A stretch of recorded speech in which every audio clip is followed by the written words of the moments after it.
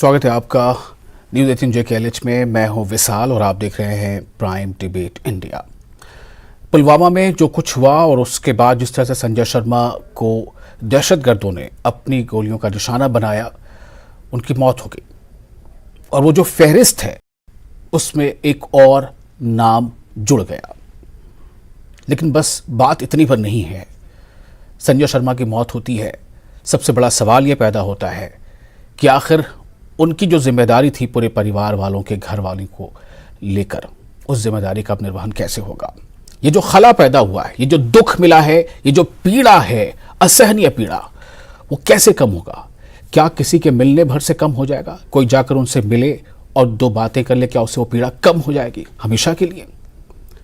संजय शर्मा का अंतिम संस्कार भी कर दिया गया है, लेकिन वो अपने पीछे कई सवाल छोड़ गए हैं।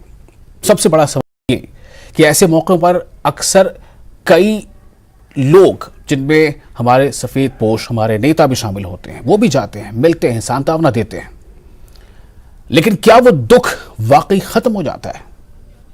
सवाल बाकी रह जाते हैं।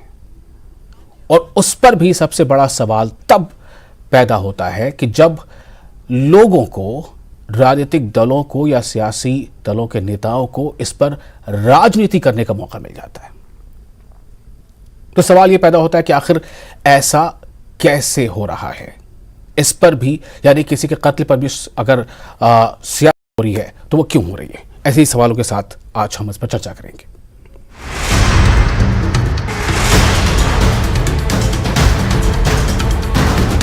जिन लोगों ने भी घटना की है, मुझे लगता है हमारी सिक्योरिटी फोर्सेस उसकी चिंता करेंगे। जिसने देखा वो रोया।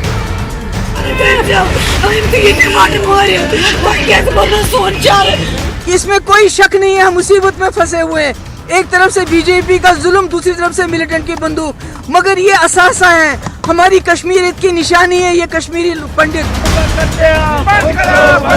बीजेपी को महबूब से कोई सर्टिफिकेट नहीं चाहिए, हमें जनता का जो विश्वास है वही चाहिए और जनता हमें उस विश्वास को आगे बढ़ा रही है।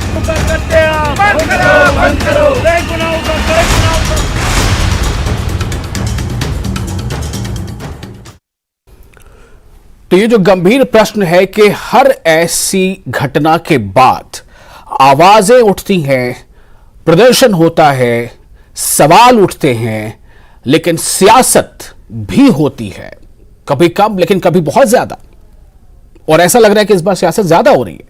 हालांकि इस घटना के बाद जिस तरह से हर सेक्शन के लोगों ने, सोसाइटी के हर तबके के लोगों ने इसकी मुखालफत की, इसके खिलाफ प्रदर्शन किया और इस घटना के विरोध में उन्होंने भी अपनी आंखें नम की, लेकिन जब बयानात ऐसे आते हैं तो उसको लेकर ऐसा लगता है कि आखिर क्या ऐसे बयानात वाकई आने चाहिए थे। हम इस पर बातचीत करेंगे। हमारे साथ कई खास मेहमान हैं। अशोक कुमार अत्री जो फॉर्मर डीआईजी हैं और सिक्योरिटी एक्सपर्ट है, वो हमारे साथ जुड़ रहे हैं। वरिंदर सिंह सोनू पीडीपी के तर्जुमान प्रवक्ता, वो हमारे साथ हैं। शाहनवाज चौधरी जनरल सेक्रेटरी कांग्रेस जम्मू कश्मीर, वो हमारे साथ हैं। कुछ ही देर में हमारे साथ होंगे डॉक्टर निर्मल सिंह जो फॉर्मर डिप्टी सीएम है जम्मू कश्मीर के, और इरफान हफीज लोन हमारे साथ जल्दी जुड़ेंगे।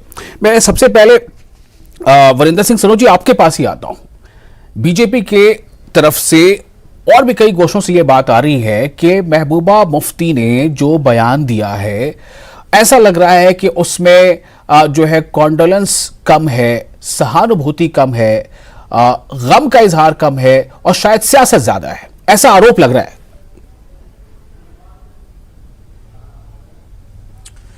देखिए वासुल जी, सबसे पहले तो मैं आज आपके चैनल के माध्यम से जितने भी दर्शक हमारे देख रहे हैं, मैं इस आतंकवादी घटना की कड़ी निंदा करता हूं, पुरजोर मजम्मत करता हूं और मेरी भगवान से यह प्रार्थना है कि जो सुनील शर्मा, जो संजय जी जो हमारे बीच छोड़ के हमें चले गए, भगवान उनकी आत्मा को शांति दे। और दूसरी बात यह है कि ये आज बड़ा दुखदायी मसला है, ये इंसानियत का कत्ल किया गया है।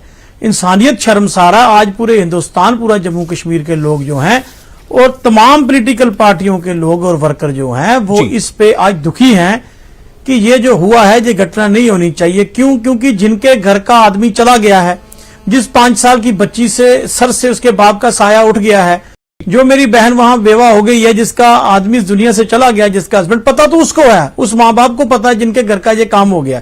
बाकी लोग तो आएंगे, बातें करेंगे, करके चले जाएंगे, लेकिन जिनका नुकसान हो गया तो मैं समझता हूं कि उस फैमिली के साथ आज खड़े होने की जरूरत है।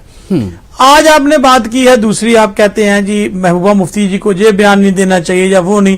भाई मैं ये पूछना चाहता हूं, कितनी टारगेट किलिंग के ऊपर हम लोग इस आपके चैनल पर डिबेट कर चुके हैं जी। मेरा ख्याल है पिछले 1 साल से मैं 8, 9, 10वीं बार मैं आपके चैनल पर टारगेट किलिंग की डिबेट करने के लिए आया हूं और मेरा मन भी दुखी है आज। मैं एक इंसान उनके नाते कहता हूं, शाम का टाइम है, मैं झूठ नहीं बोल रहा, मेरा मन से दुखी है। क्यों? क्योंकि जो आज घटना घटी है कल की, ये तो इंसान, जो एक इंसान है उसके दिल में ये एक, मेरे दिल में भी एक बात है भाई। एक तरफ जो आदमी 1990 के दहाके में पीक मिलिटेंसी में जिसने कश्मीर नहीं छोड़ा, वो उस वक्त सेफ था क्योंकि वो नॉन माइग्रेंट है। आज क्या बात हो गई है कि आज के कश्मीर में उनको अपनी जान से हाथ धोना पड़ा है। अगर हम ये बात सरकार से पूछते हैं, हम तब भी कटहरे में खड़े हैं। मुझे बताइए, अभी आपने कहा जी सियासत नहीं है, स्वाय महबूबा मुफ्ती के कोई लीडर अभी तक उनके घर गया है अफसोस करने के लिए? मैं आप इसे पूछना चाहता हूं। ऐसा नहीं है। रविंदर रैना गए, क्या है मुझे बताइए। रविंदर रैना गए थे, तस्वीरों में आप देख सकते हैं, ये तस्वीरें चल भी रही हैं। अब आप उनको लीडर नहीं मानते तो बात अलग है, लेकिन वो है तो लीडर। मैं कह रहा हूं रविंद्र रैना जी, नहीं, आप महबूबा मुफ्ती साहब को लीडर नहीं मानते, हम रविंद्र रैना को भी लीडर मानते हैं, वो प्रदेश अध्यक्ष हैं। नहीं तो आपने ये कहा, इससे मैंने कहा कि जब वो गए हैं तो आप ऐसी बात कैसे कह सकते हैं कि कोई लीडर नहीं गया? नहीं, आपने कैसे, नहीं, आपने कैसे कह दिया कि मैं रविंद्र रैना को लीडर नहीं मानता? कैसे कह दिया? ठीक है, चूंकि आपने इतने, मैं कह रहा हूं कि आपने कहा कोई लीडर नहीं गया, मेरी बात महबूबा मुफ्ती के अलावा कोई लीडर नहीं गया, आपने कहा कि नहीं कहा? तब मैंने कहा कि अगर क्या आप रविंद्र रैना को लीडर नहीं मानते हैं क्या? मैंने कब कहा? नहीं, आपने ये सवाल पूछा करें कि उनके अलावा कोई नहीं गया है। जब आपको पता ना हो तो आप इतने मतलब ताल ठोक के ना बोलिए इस बात को। आपको पता नहीं था तो नहीं बोलना चाहिए जी। नहीं, आप भी ताल ठोक के मत बोलिए, आप भी स्पोक्सपर्सन मत बनिए भारतीय जनता पार्टी के ना। आपके गलत बोलने पे मैंने जो सही बात है वो सामने रखी है। जनता पार्टी के आपने गलत बोला, मैंने सही बात सामने रख दी, बस इतना ही किया। बोल रहे हैं, मुझे बताइए। ठीक है। मैं हमारे साथ डॉक्टर निर्मल सिंह भी जुड़ चुके हैं, फॉर्मर डिप्टी सीएम जेल के। वरिंदर जी, मैं आपके पास आ रहा हूं। आपने चूंकि बोला कि आपने बोला महबूबा मुफ्ती के अलावा कोई लीडर नहीं गया था, इसलिए मैंने आपको सही बात बता दी। किसी बात है, इसे मान लीजिए। बस आप अपना रवैया ठीक कीजिए। डॉक्टर निर्मल सिंह साहब हमारे साथ जुड़ चुके हैं। देखिए, हमको सबसे बात करनी है वरिंदर जी, मैं आपके पास सबसे पहले आया, आप सोचिए। देखिए प्लीज आप आए तो मैंने थोड़ी कहा मुझे पहले लेने मैंने सिर्फ आपको ये बताया कि आपने जब कहा कि कोई लीडर महबूबा मुफ्ती के अलावा नहीं गया था, तो मैंने आपको सच बता दिया कि और भी लोग गए थे। वासिल जी, डॉक्टर, देखिए मैं आपके पास फिर से आऊंगा, आप बने रहे प्लीज, हमारे साथ बने रहे। डॉक्टर निर्मल सिंह साहब, मैं आपके पास आना चाहता हूं। क्या ये ऐसा समय है कि जिस पर पहले जो है ट्रिगर पॉइंट किया जाए कि कौन जिम्मेदार है, किसने किया, क्या किया, जब हम एक ऐसे माहौल में जा रहे हैं जहां पर एक सहानुभूति प्रकट करना है, जहां पर किसी की डेथ हो गई है, वो भी अब वो नेचुरल डेथ नहीं, किसी ने मार दिया है उसे, हम वहां पर जाके क्या जो बयानात जिस तरह से आ रहे हैं उस पर आप क्या कहेंगे, क्या प्रतिक्रिया आपकी?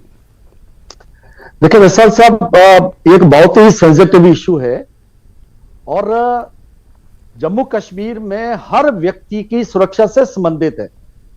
जब गोली चलती है तो वो नहीं देखती ये कौन सी पार्टी से है, कौन से मजहब से है। तो जो दुश्मन है इस देश के जी, पाकिस्तान है, जहां पाकिस्तानी टेररिस्ट हैं, वो जो कोई भारत के साथ खड़ा दिखेगा, इंसानियत के साथ खड़ा दिखेगा, उसको मारेंगे जी। आज संजय शर्मा की डेथ हुई है 2-3 महीने पहले, बाकी लोग कितने जो है डेथ हुई, चाहे वो राहुल जो है भट्ट था, चाहे अमरीना भट्ट थी, चाहे वो रजनी बाला थी, जम्मू की लेडी, एससी लेडी वो थी, और चाहे वो लेफ्टिनेंट फयाज है, ये सारे भारतीय थे, भारतीय नागरिक थे, और बड़ी बात है कि इंसान थे जी, उनको मारा गया। इस पर सियासत नहीं होनी चाहिए। लेकिन अफसोस इस बात की है कि जो पूर्व मुख्यमंत्री रहे हों और इस प्रकार के सेंसिटिव जो है इशू के ऊपर जहां जाते हैं जो है कंडोलेंस तो करते हैं, लेकिन दुश्मन कौन है, किसने मारा, पाकिस्तान का नाम नहीं लेंगे। वो कहेंगे उससे बातचीत करो, क्योंकि पाकिस्तान भी प्रेशराइज कर रहा है कि आओ टेबल पर आओ, नहीं तो हम गोलियां चलाते रहेंगे, हम लोगों को मारते रहेंगे। और इसी प्रकार से हम, ठीक है, अब सरकार के जो जिम्मेवारी है हर किसी को जो है सुरक्षा देने की जिम्मेवारी है, और कई बार प्रॉक्सी वार में चूक होती है, कई बार दुश्मन जीतता नजर आता है, लेकिन यह भी देखना होगा कि इन पूरे समय में 1990 से लेकर जो भी सरकारें रही हैं, कम से कम ठीक है उनकी ढुलमुल नीति हो सकती है, कमजोर नीति हो सकती है जी, लेकिन हर किसी ने लड़ाई लड़ी है जी। हमारे सुरक्षा बलों ने, सेना ने लड़ाई लड़ी है, शहीद हुए, 42,000 लाशें गिरी है जम्मू कश्मीर में। उसके बाद हम कौन दुश्मन है? पाकिस्तान दुश्मन है, टेररिस्ट है, टेररिज्म है, अलगाववाद है, उसके खिलाफ नहीं बोलेंगे। हम सीधा जाके पाकिस्तान को लेजिटिमेसी देंगे कि अगर वो नहीं आप बातचीत करोगे तो पाकिस्तान जो है करता रहेगा। जी, ये जो नौजवान जो है गुमराह नौजवान है, इस प्रकार की बात नहीं करनी चाहिए। देखिए ये कॉमन एजेंडा होना चाहिए। ठीक है, कॉमन एजेंडा होना चाहिए। मैंने सबसे पहला रिएक्शन वरिंदर सिंह सनू जी से लिया था। हमारे साथ अभी कांग्रेस के भी पैनलिस्ट मौजूद हैं और अतरी साहब भी मौजूद हैं, उनके पास इरफान जी भी जुड़ चुके हैं। आप सब लोग बने रहें, बारी बारी से मैं सबके पास आऊंगा। संजय जी मैं आपके पास आना, शहनवाज माफ कीजिएगा, शहनवाज चौधरी जी मैं आपके पास आना चाहता हूं। इस एक ऐसा समय जब किसी ने अपने घर का एक ऐसा फर्द, एक ऐसा बंदा खो दिया हो, उसे उसकी जान चली गई हो, किसी ने गोली मारी हो उसे, क्या यह समय इस तरह के बयानों का होता है जो महबूबा मुफ्ती ने बयान दिया है? आप क्या कहते हैं इस पर? देखिए, सबसे पहले तो ये बड़ी दुख की घड़ी है हम सब देशवासियों के लिए। एक माँ का सपूत जिसको जो है गोली मार के मार दिया गया हो, इस दुख की घड़ी में हम सारे जो है उनके परिवार के साथ शामिल हैं। लेकिन सिर्फ हमारा 2 मिनट डिबेट में बैठना और ये कह देना कि हम सारे दुख की घड़ी में शामिल हैं वो काफी नहीं है, क्योंकि जिस माँ का बेटा गया है उस परिवार को पता है कि उस पर क्या गुजरी है। सवाल किसी के बयान देने का नहीं है, मैं उस पर नहीं जाऊंगा किसने क्या बयान दिया है। जिसने बयान दिया है वो सवाल उससे पूछा जाए उसने क्यों दिया है। लेकिन बात यह है कि इस वक्त चर्चा का ये विषय है कि लगातार जो है पिछले 2-3 वर्षों से लगातार टारगेटेड किलिंग कश्मीर वैली में हो रही है, जहां आम शहरी, पुलिस कर्मी और श्रीनगर में आम शहरी को मारा जा रहा है। वहां खास तौर पे कश्मीरी पंडित भाई जो है उनकी टारगेटेड किलिंग्स हो रही हैं और इसकी जिम्मेदारी सरकार लेने को तैयार नहीं है। 2019 में पार्लियामेंट के फ्लोर पे गृह मंत्री ने यह कहा था कि जम्मू कश्मीर में बिल्कुल नॉर्मलसी हो गई है, मिलिटेंसी खत्म हो गई है और हम बिल्कुल आम शहरी महफूज हैं। मगर लगातार 2019 से लेके 2023 तक जितने लोग मारे गए हैं और खासतौर पे कश्मीरी पंडित भाई मारे जा रहे हैं, मारे गए हैं, इतने 2019 से पहले 15 साल में नहीं मारे गए। तो सरकार जो है वो जो राजनीति करती थी खास तौर पे हमारे कश्मीरी पंडित भाइयों के नाम पे, मगर आज उनको लगातार मारे जा रहा है। और इस बात पे तो गृह मंत्री को रिजाइन कर देना चाहिए था, लेकिन उसके बावजूद जब 6 महीने से हमारे कश्मीरी पंडित भाई जो हैं वो लगातार जम्मू में प्रोटेस्ट पे बैठे रहे। गृह मंत्री 2 बार जम्मू आए और 1-1.5 किलोमीटर की दूरी पे थे, मगर उन्होंने कश्मीरी पंडित भाइयों की दुख दर्द में शामिल होने की उन्होंने कष्ट नहीं उठाया और लगातार वो मांग करते रहे कि हम सिक्योर नहीं है। लेकिन मेरा शहनवाज जी, मेरा एक सवाल ये है, मेरा सवाल सिर्फ ये है कि क्या ये सारी बातें आपकी दुरुस्त है? आपको लगता है कि ये नहीं हुआ, वो नहीं हुआ, उसने ये नहीं कहा, उसने वो नहीं कहा, बातें कहिए, लेकिन एक ऐसे समय में जाकर कि जब एक सांत्वना देने की बात हो रही हो तो उस पर अगर कोई सवाल उठा रहा है ऐसा, तो क्या उसको सही माना जाए या ना माना जाए? मैं इस पर पहले फर्स्ट राउंड रिएक्शन सबका ले रहा हूं। मैं आपके इरफान जी के पास आना चाहूंगा, उसके पहले हमारे साथ जो कि अशोक कुमार अतरी साहब काफी देर से जुड़ चुके हैं, उनके पास आना चाहता हूं। अशोक कुमार साहब, आप पहले भी हमारे साथ कार्यक्रम में जुड़ते रहे और हम लोग उसको लेकर काफी चर्चा भी हमने की है कि वहां पे सिक्योरिटी के हालात और जो सियासत, क्या आपको भी लगता है कि हर ऐसे मामले पर जब कभी कोई एक बेकसूर शहरी वो दहशतगर्दों के गोलियों का निशाना बनता है तो उसके बाद क्या सियासत जो है वो अपना उसमें एक स्कोप ढूंढ लेती है, या फिर ये कि वो जो कुछ कहा जा रहा है वो सही है? क्या है?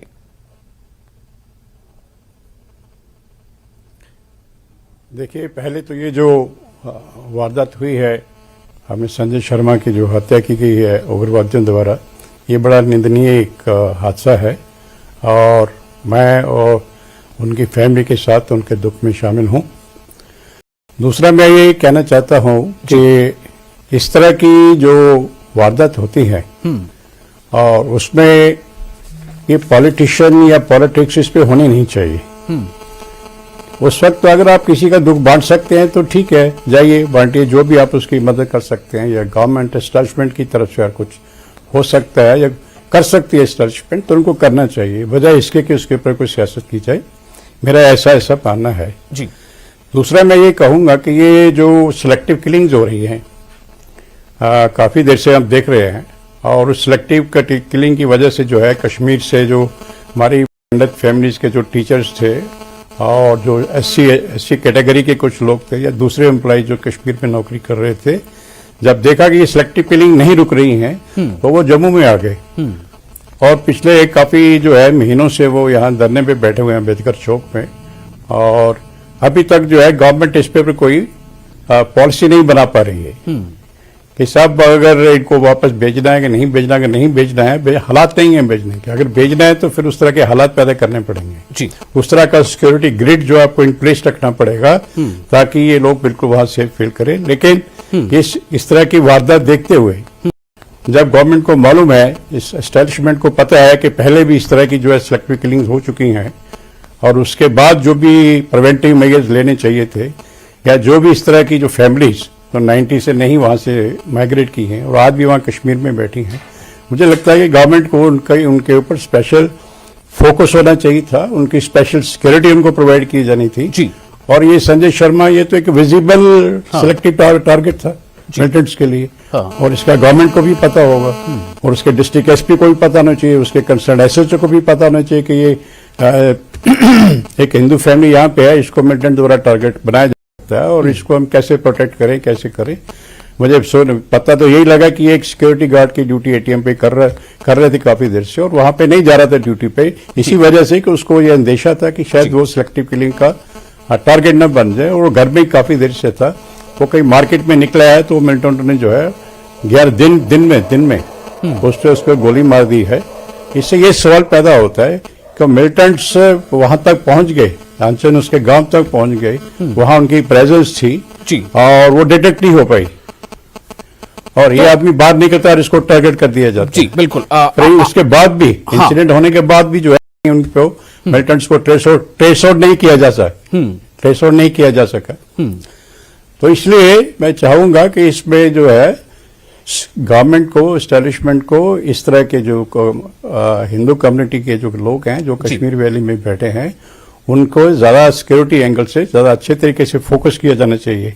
ये तो बात नहीं ना हुई, इंसिडेंट होने के बाद हम इंक्वायरी करेंगे, आप देखेंगे क्या हुआ, कैसे हुआ, कहाँ फेलियर है, ये चीजें सब पहले देखनी होती हैं। पहले देखनी होती है, इंसिडेंट हो ही नहीं, कुछ चीजें पहले इसका काम होता है, करना होता है, जो आप अभी यहाँ पर बयान दे रहे हैं। और इसको लेकर सवाल जो है वही है कि जो घटना घट जाती है उसके बाद का एक्शन, घटना घटने से पहले के मेजर्स, क्या इसमें एक गैप रह जा रहा है? क्या इसमें जो है कहीं ना कहीं एक ऐसी चूक हो जा रही है, या फिर ये कि वाकई जो दुश्मन है, जो सच में चाहता है कि अमन और शांति वहां पर जम्मू कश्मीर में न रहे, वो जो है मतलब कहीं ना कहीं कभी क्या स्थितियां ऐसी बन जा रही है कि तू डाल में पात, इस पर और आगे चर्चा करेंगे। फिलहाल एक छोटा सा ब्रेक लेना हमारे यहाँ पर जरूरी है। इरफान जी, मैं आपके पास आता हूं, प्लीज होल्ड ऑन, छोटा सा ब्रेक, जल्द हाजिर हो रहे हैं।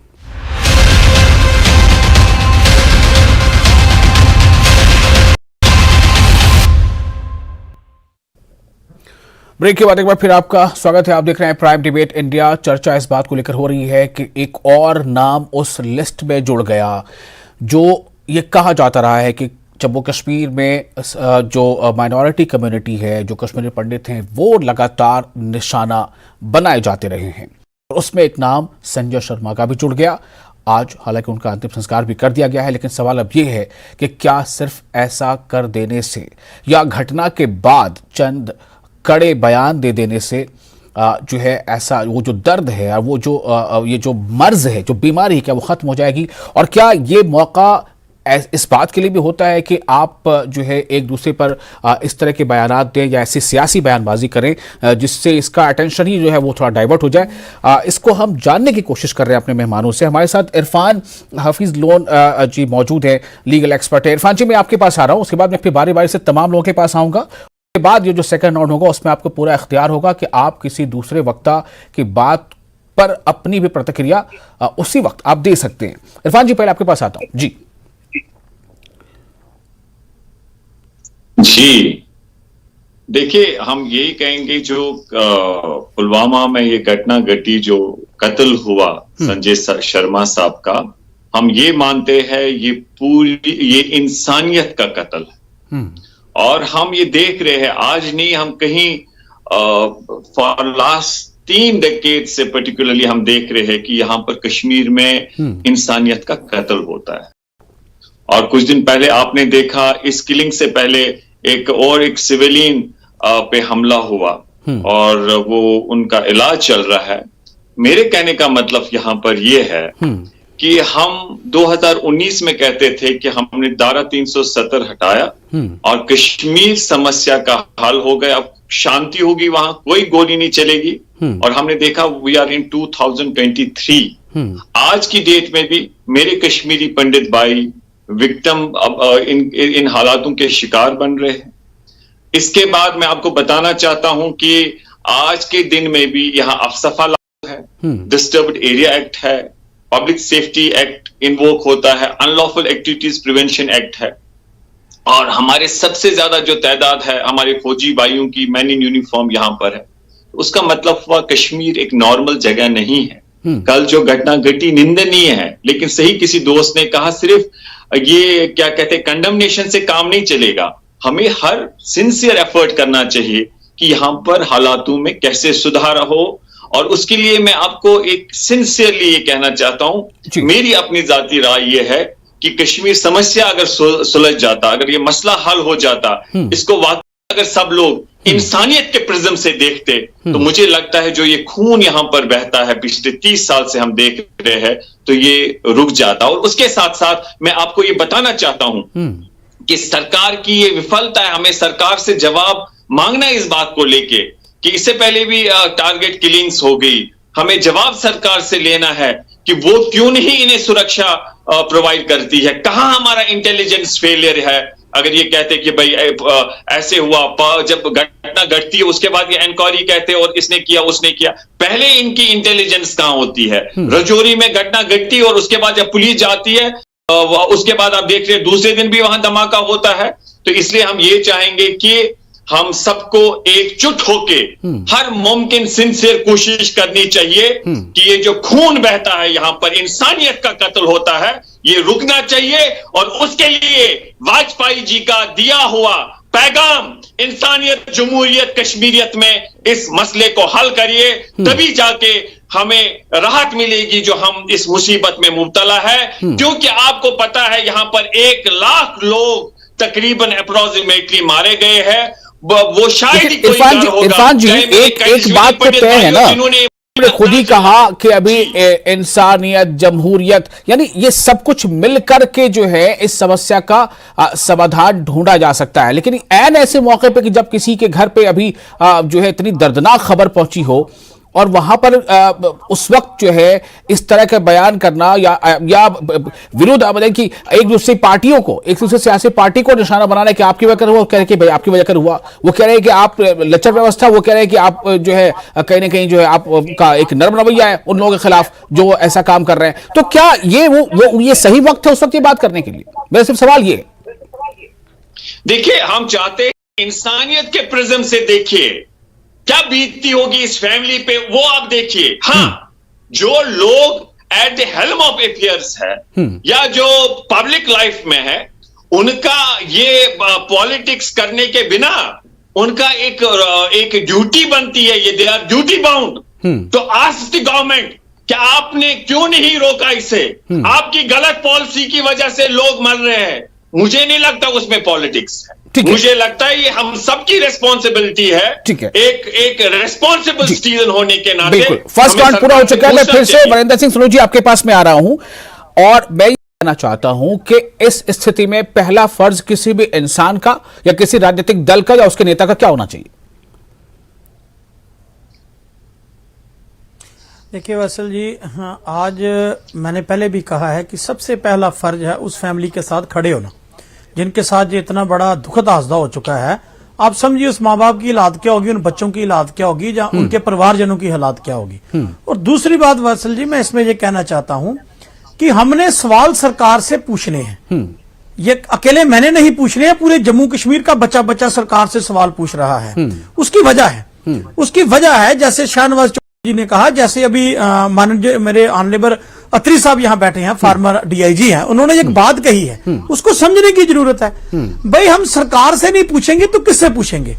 जब देखिए ये कश्मीरी पंडित माइग्रेंट पिछले 6 महीने से जम्मू में प्रोटेस्ट पर हैं, जो उनके खदशे से आज वो सही साबित हो रहे हैं। आप एक तरफ से कहते हैं जम्मू कश्मीर के हालात हमने बिल्कुल ठीक कर दिए, वो लोग 6 महीने से यहां बैठे हैं। तो आज जो आदमी 1990 के दहाके में सेफ था, 2010 और 2016 में कितना बड़ा आंदोलन कश्मीर में हुआ, तब किसी एक कश्मीरी पंडित भाई को, किसी मराठी के आदमी को टारगेट किलिंग नहीं की गई। लेकिन पिछले 1 साल से कितनी हो रही है। और दूसरी बात मैं कहना चाहता हूं, हम सरकार से सवाल पूछते हैं, हम भारतीय जनता पार्टी से सवाल पूछते हैं, तो वसील साहब आपको परेशानी नहीं होनी चाहिए। आपको मतलब मीडिया को तो हमारे साथ होकर पूछना चाहिए भी इन लोगों की जान माल की सुरक्षा कौन करेगा। हम ये कहते हैं कि हम अपनी सरकार से पूछते हैं कि मेरी सुरक्षा की जिम्मेवारी सरकार की है, आपकी सुरक्षा की जिम्मेवारी सरकार की है। तो हम सरकार से सवाल पूछते हैं या भारतीय जनता पार्टी से सवाल पूछते हैं, तो बीजेपी तो कम रिएक्ट करती है लेकिन आप ज्यादा रिएक्ट करते हैं। तो ये चीजें जो हैं, ये एक सिस्टम का आप हिस्सा हैं। आप एक डेमोक्रेसी का चौथा पिलर है। आप अपनी बात पूरी कर लें, फिर मैं आपको जवाब कहना चाहता हूं। एक बात मेरी और सुनिए। मैं इसमें एक बात और पूरी कहना चाहूँ।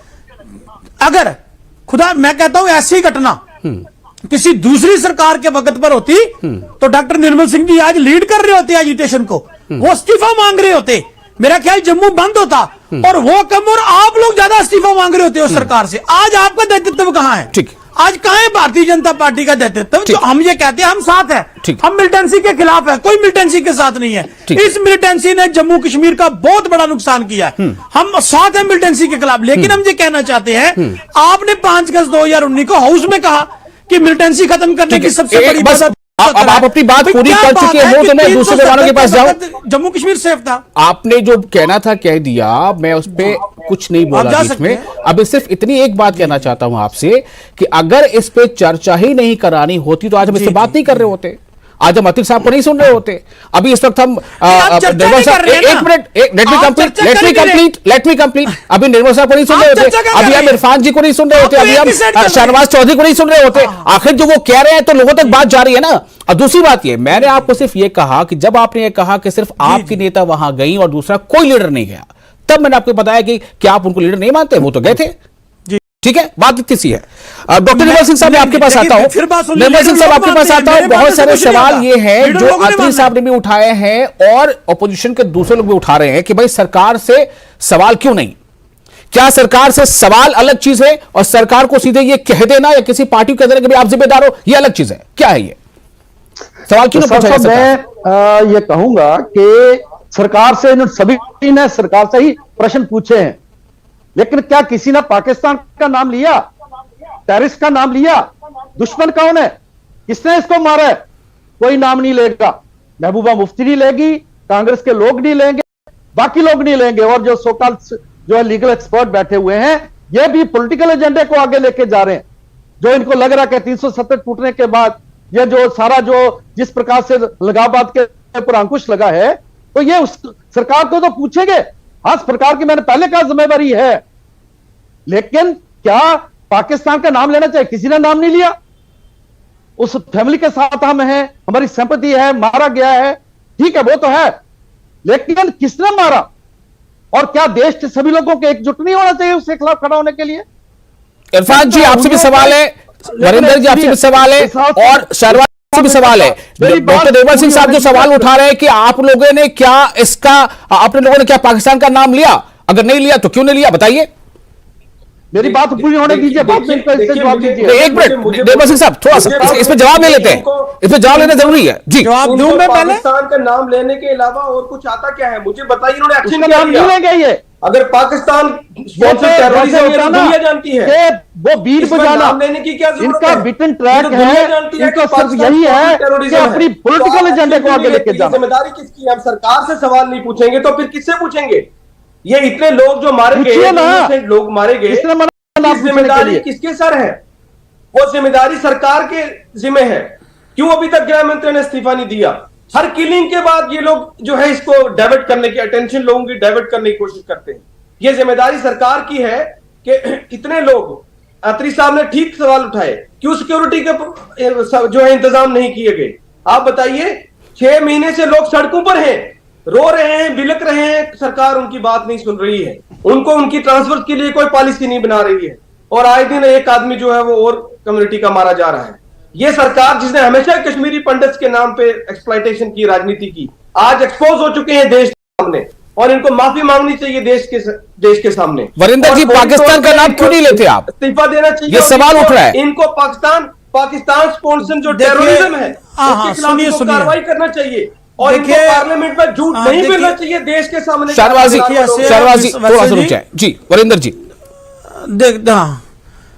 देखिए ऐसे वैसल जी कि पाकिस्तान के साथ प्रेम इनका है, भारतीय जनता पार्टी का नाम यही उसका बार बार जपते हैं। इनके नेता जाते हैं पाकिस्तान में जिन्ना की मजार पर, उसको सेकुलर नेता घोषित करके आते हैं। हमारे माननीय प्रधानमंत्री साहब जो है वो उनके पाकिस्तान के प्रधानमंत्री के बर्थडे पर बिना बुलाए सबको ये नॉट में आपको ये पूरी आजादी है कि आप किसी की बात को अपनी बात से रोक सकते हैं। पाकिस्तान के साथ प्रेम इनका है, पाकिस्तान के साथ प्रेम इनका है। बहस तो करनी पड़ेगी आपको ना। नहीं, क्या बहस करनी है? मैं कहता हूँ जवाब देना पड़ेगा ना, हम तो सरकार से जवाब मांगते हैं। कायम है आप लोग, आप इन्हीं के साथ 4 साल थे। महबूबा मुफ्ती डॉक्टर साहब आपके जो लीडर्स करते हैं, ओ भाई आप उनके साथ, अगर आप दिलेरो करो ना कार्रवाई, आप उसके एजेंडा आप जिन्ना की मजार पर जाके, जिन्ना की मजार पर जाके उसको सेकुलर नेता महबूबा किसने कहा जिन्ना की मजार पर? आप मुझे बताओ, नवाज शरीफ के बर्थडे पर बिना बुलाए केक काटने कौन गया केक काटने? जवाब दो। आप उनके, मैं कहता हूँ जवाब दो ना मेरी बातों का। उसको लेजिटिमेसी, वो तो आप आज भी कर रहे हो। आपसे क्या बहस करूं? आप किसका एजेंडा भाई? आप 30 मिनट की डिबेट करते हो, 20 मिनट पाकिस्तान का नाम लेते हो। आप जम्मू कश्मीर की बात करो, हिंदुस्तान की बात करो, आप करते नहीं। छोड़ो, जिन्ना की मजार पर सेकुलर नेता कौन गया? किसने कहा था? हमने कहा था। जिन्ना आप कर ही नहीं सकते, आपके पास बात है क्या करने के लिए? उससे क्या बात कर रही है? फौज पर FIR आपने लगाई है। जम्मू कश्मीर के वासी डॉक्टर साहब, फौज पर FIR आपने लगाई है, आपने लगाई है। फौज पर FIR आपने लगाई है। एक मिनट थोड़ी मुझे बताइए, आप फौज पर FIR किसने लगाई थी? महबूबा मुफ्ती ने लगाई है फौज के ऊपर। आपने लगाई है, आपने लगाई है। आपका नगरोटा में जो मकान रुका था, आपकी स्टेटमेंट है मीडिया पर। वरिंदर सिंह सोनू जी और डॉक्टर निर्मल जी, मुझे लगता है आप लोग विषयांतर कर रहे हैं, या विषयांतर हो जा रहे हैं, थोड़ा विषयांतर हो जा रहा है। प्लीज हमें अपने विषय पर रहना है। सच आप सुनना ही नहीं चाहते। नेशनल इशू के ऊपर ये कहां जो है जमीन पर आ गई है घटियापन पे। नहीं, हमें विषय पर रहना है, विषय से भटके नहीं। आप विषय पे बात कीजिए। आप तो बहुत अच्छे हैं, विषय पे बात कीजिए। अशोक हम नहीं है। अशोक कुमार आती साहब, फॉर्मर DIG अशोक कुमार जी। वरिंदर जी थोड़ा सा फिर दम ले लीजिए, फिर आता हूं आपके पास। शहनवाज जी आता हूं आपके पास। अशोक सर, सवाल यह है कि हर किसी घटना के बाद इस तरह की डिबेट्स, इस तरह के आरोप और प्रत्यारोप, क्या यह सिलसिला थमने का नाम नहीं लेगा, और क्यों नहीं ले रहा है?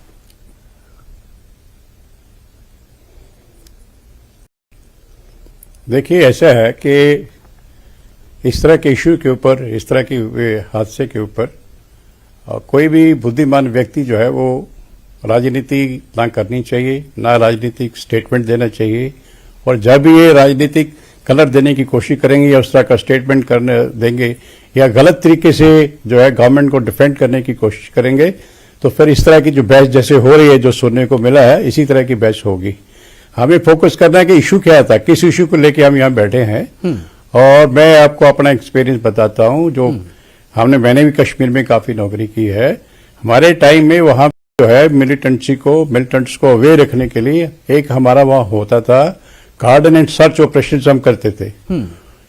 उसका चाहे हमारे पास इंफॉर्मेशन थी या होती या नहीं होती थी, उसका ये आइडिया होता था कि साहब हम उसमें गाड़ी में बिठा के किसी को, अपने सोर्स को, उनको ये लगता था कि कोई सरेंडर मिलिटेंट उन्होंने पकड़ा है, ये किसी मिलिटेंट को ढूंढ रहे हैं, और हम सारे बाजार को कार्डन करके, मार्केट को, एरिया को कार्डन करके हम वहां सर्च भी करते थे और उस गाड़ी के आगे से गुजारते थे। मुझे नहीं पता कि कश्मीर अब ये सिस्टम इन प्लेस है कि नहीं है, नंबर वन। दूसरा ये देखा गया है कि जब भी एस्टैब्लिशमेंट ने या किसी भी जो है ऑफिसर ने ये क्लेम करने की कोशिश की है कि साहब मिलिटेंसी खत्म हो गई है, हमने मिलिटेंसी को जो है खत्म करके दे दिया है, अब कश्मीर में हालात बहुत अच्छे हैं, तो मिलिटेंट्स इस बात को जो है अपना एग्जिस्टेंस दिखाने के लिए, अपनी प्रेजेंस दिखाने के लिए वो इस तरह की वारदात करता है। तो हमें इस तरह के स्टेटमेंट देने के साथ साथ हमें ये भी जो हमारी, क्या आप ये कहना चाह रहे हैं कि फिर अगर वाकई जरूरी हालात बदल रहे तो क्या उसके बारे में कहा नहीं जाए?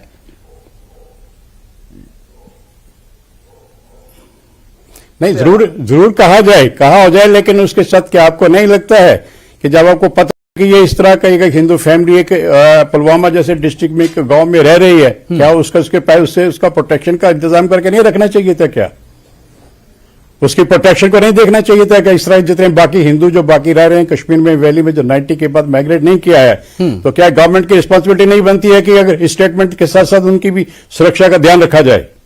वो किसने रखना है ध्यान? उसका भी ध्यान रखना चाहिए गवर्नमेंट को।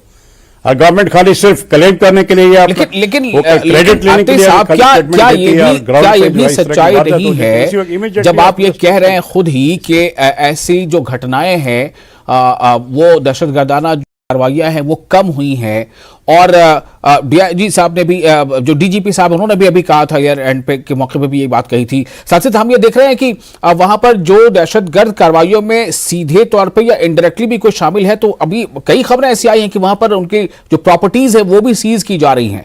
तो क्या ये समझा जाए कि ये जो भी स्टेप्स हैं वो अभी भी कम पड़ रहे हैं, या फिर ये ट्रैक जो है उसे थोड़ा सा बदलने की जरूरत है? एक छोटा सा रिएक्शन दे दीजिए, फिर मैं इरफान जी के पास जाता हूं। जी आत्री जी।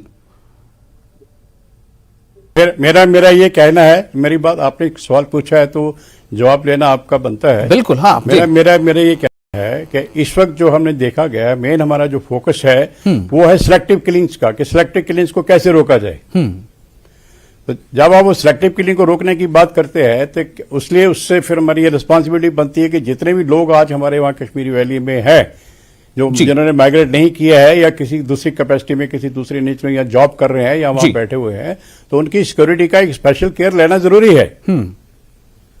मेरा ये मानना है। मैं नहीं कहता कि सिक्योरिटी फोर्स ने कुछ नहीं किया या मिलिटेंसी काम नहीं हुई है, बिल्कुल हुई है, और बड़ा अच्छा काम किया सिक्योरिटी फोर्सेज ने, ऐसा नहीं है। और ये भी है कि ठीक है, हर एक ये इस तरह के इंसिडेंट जो है मिलिटेंसी है, तो आहिस्ता आहिस्ता इसको टाइम लग गया है, काफी मिलिटेंसी काफी देर से है, और भी टाइम लग सकता है इसको मिलिटेंसी को खत्म करने में।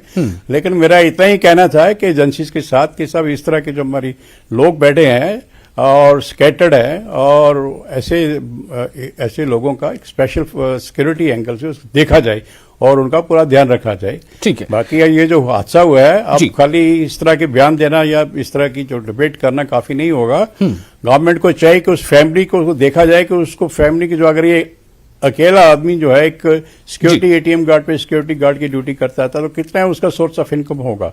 अगर उस स्पोर्ट से वो फैमिली चल रही, अगर वो भी खत्म हो गई है। मैं फिर आता हूं आपके पास, अभी शहबाज चौधरी जी हैं, उनका भी रिएक्शन लेंगे। वरिंदर जी आप भी हमारे साथ जॉब देना चाहिए, और इरफान जी भी आप भी बने रहे। एक छोटा सा ब्रेक यहां पर लेना जरूरी है, ब्रेक के बाद जल्द हाजिर होते हैं।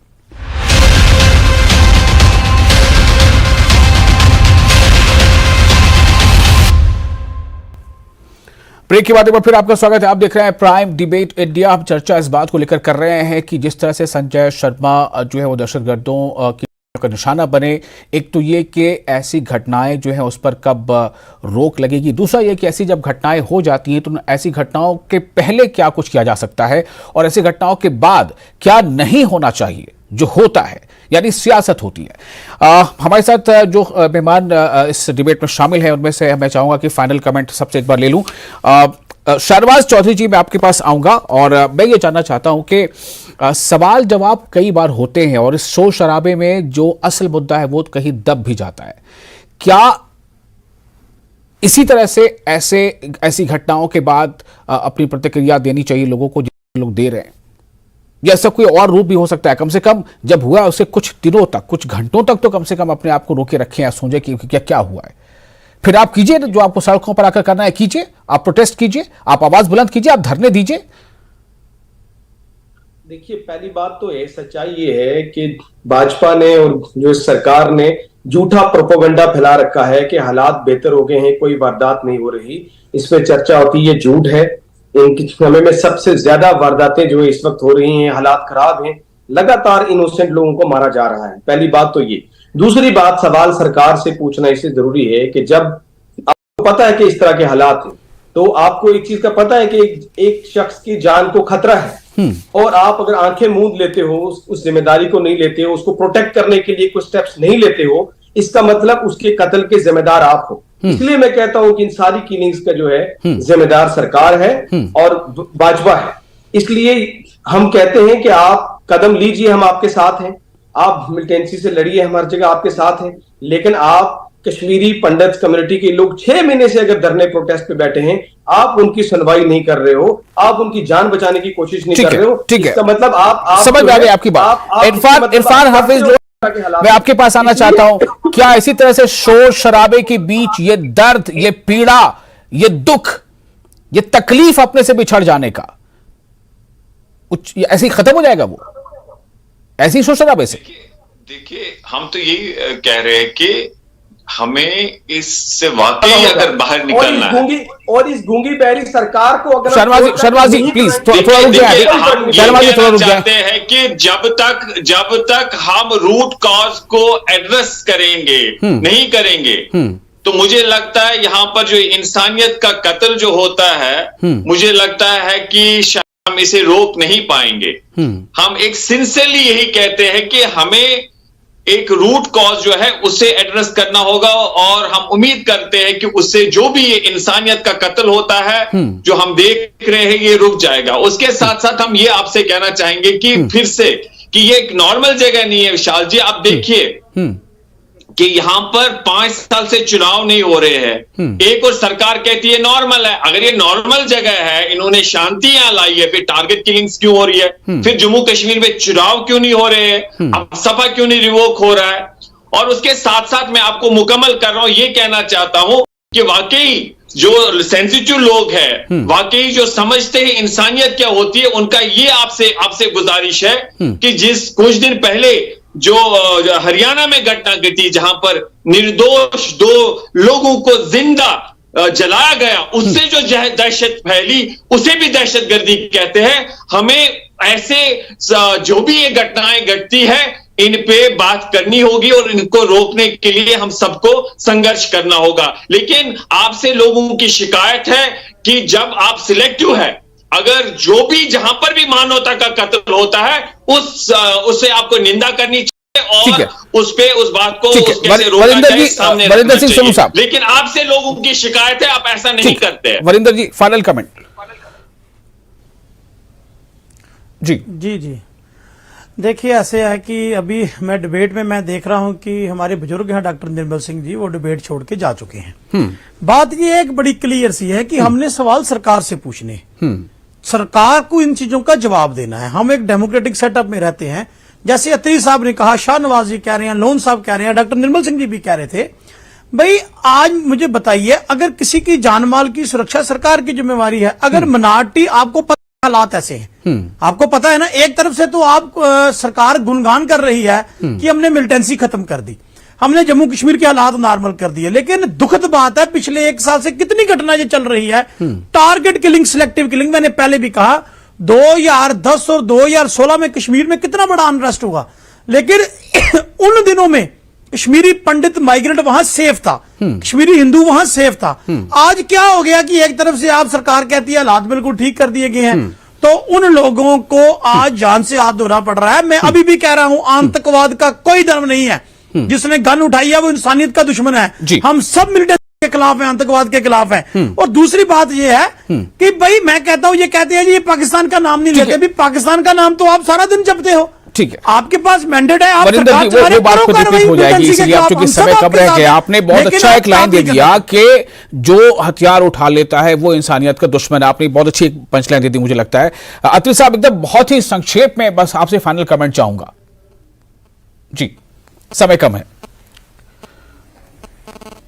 मैं ये कहूंगा कि जितने भी हमारी ये जो है ये हिंदू कम्युनिटी के लोग या माइनॉरिटी कम्युनिटीज के लोग वहाँ हैं वैली में आज की डेट में, including the family of Sanjay Sharma, और हमारी एजेंसीज को और हमारी एस्टैब्लिशमेंट को चाहिए, गवर्नमेंट को चाहिए कि इमीडिएटली फौरन उनको जो है एक सिक्योरिटी का अरेंजमेंट किया जाए, उनको इंश्योर किया जाए कि उनके साथ कोई इस तरह की वारदात ना हो।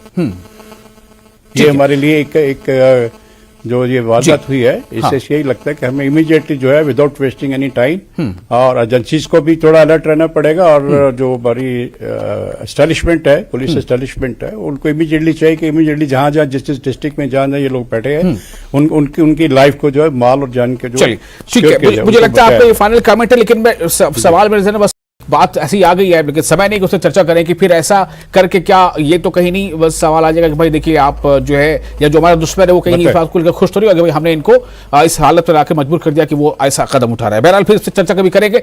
बहुत शुक्रिया आप तमाम लोगों का इस खास विषय पर अपनी बात रखने के लिए। किसी के दिल को आघात पहुंचाना, किसी को ठेस पहुंचाना, इसका मकसद कतई नहीं होता है। चर्चा का मतलब सिर्फ ये होता है कि हर तरह की बात सामने आए, सभी को अपनी बात कहने का, अपनी प्रतिक्रिया देने का मौका मिले और उससे एक सकारात्मक संदेश लोगों तक पहुंचे। बहुत शुक्रिया।